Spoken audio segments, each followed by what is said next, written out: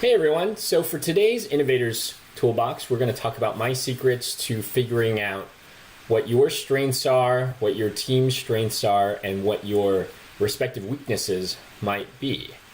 And for years I've been fascinated with various personality tests, and that is one way that I certainly have uncovered learnings about myself and what I'm good at and what people around me are good at as well. And so we're going to go through a few examples that I've used over the past several years, both personally and with my teams and clients and my workplace. And so the first one that you might be most familiar with is Myers-Briggs. This is the one that starts off with introverted or extroverted, and I think that's why there's a lot of popularity with this one, because it's a little bit of a differentiated personality trait that it distinguishes in terms of one being outgoing or not. And so in Myers-Briggs, I'm INTJ.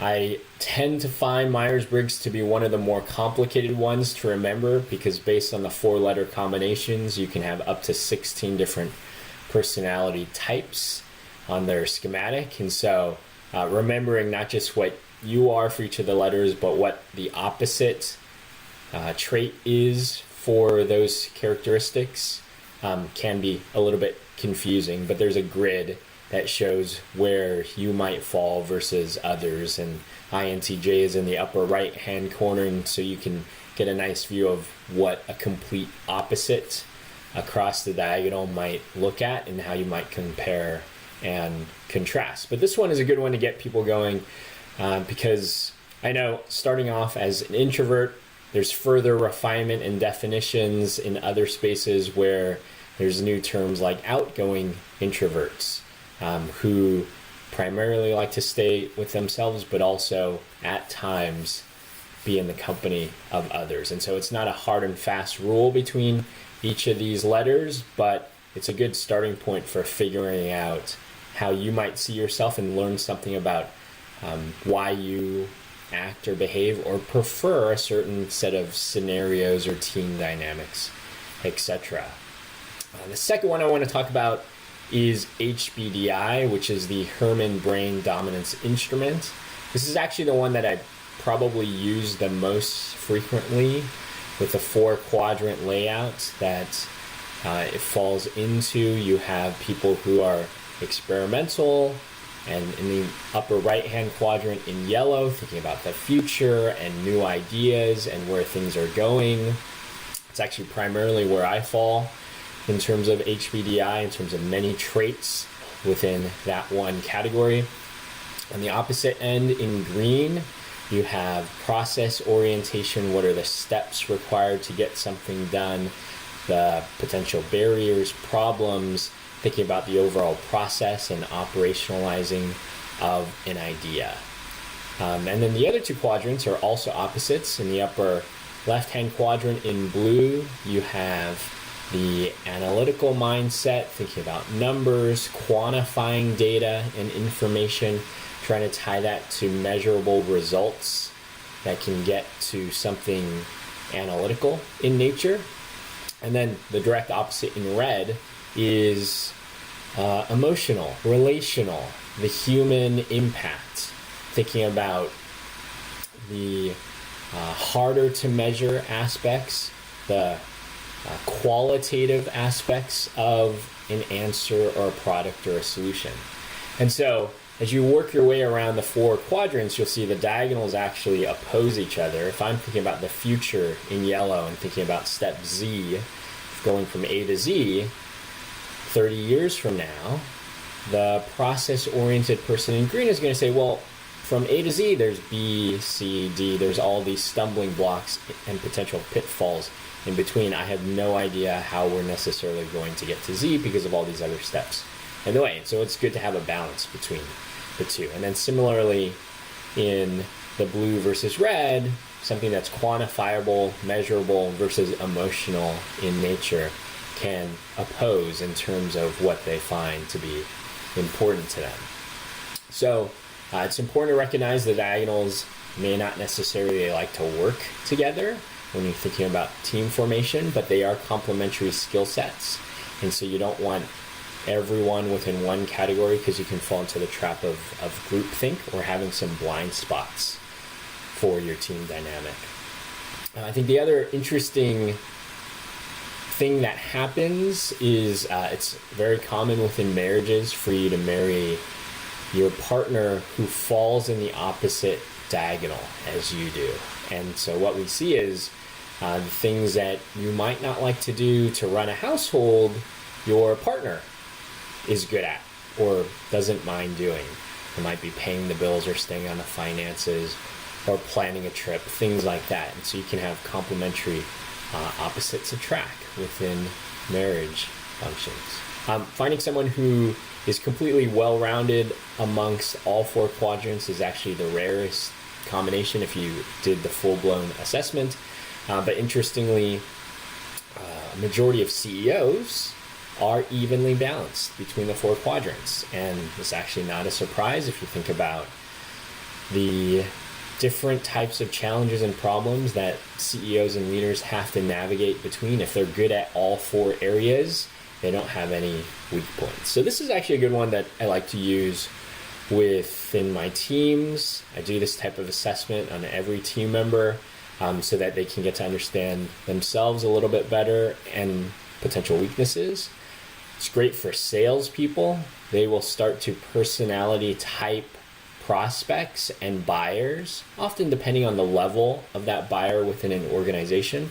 And the goal is to fine-tune messages and anticipate questions that different buyer types within each quadrant will ask about. And we'll in a future episode, we'll talk about crafting a pitch that walks around all four of these categories so that you tell a story that resonates with any type of buyer, no matter who's sitting in your audience.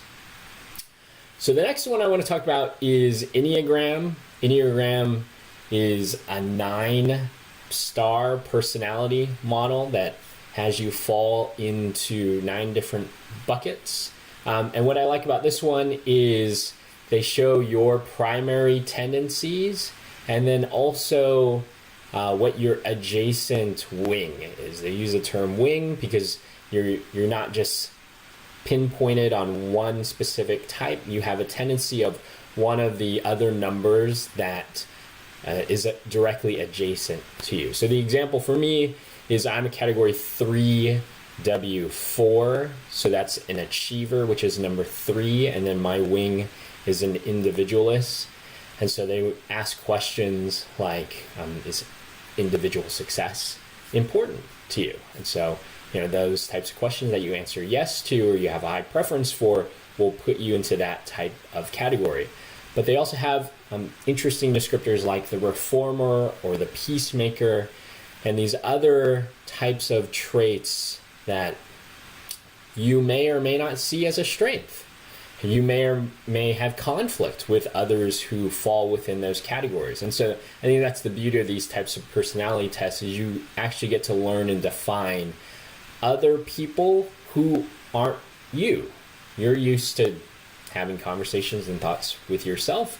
And so you can see the world a certain way, but learning about other perspectives and other biases through these types of traits can be helpful in understanding where others are coming from and what their goals and desires are, what they want to accomplish. This is how you start to get compromise within teams and clients and working relationships. So that's the main goal between all these different types of tests. Enneagram's the other one that I think is a little bit funny because the star always reminds me of something related to magic or witchcraft or something like that. But it's one that is available for free online, which is why it's good to include here. I'll put some links below for some quick tests that you can do yourself to get a sense of where you fall on the Enneagram diagram. And then the last one that I want to talk about is Strength Finders. This one's evolved over the years, but they have this book. They have code that you can purchase online. The book's $20 and it comes with a code that will take you through their online assessment. it can take up to 35 to 45 minutes to take the Strengths Finders test, but they have a number of different personality traits that they've identified. And this, I think, is one of the more wide-reaching ones in terms of the number of things that it could suggest as a potential area of strength. Things like woo. Woo is, I think, the most interesting one that I'll let you read about, but it's about people's passion and excitement for an idea or a project, and it's infectious. You will have come across these people and you know it. You're like, I can't really put my finger on it, but they have something special or magic about them that is infectious, and that in its essence is woo. But for me, I have things like achiever and maximizer, competition, ideation, and futuristic as being my areas of strength. And there are ways to categorize these 30 to 40 strengths that they've identified into 4 main pillars, and they're in like groupings. This is actually an interesting way to do an assessment with your team. And I used to give out this book to all my team members with codes and have them take these tests. And you can even identify recruiting prospects in advance to say, okay, our team makeup is really heavy in these 2 or 3 columns. We're missing something in this third one.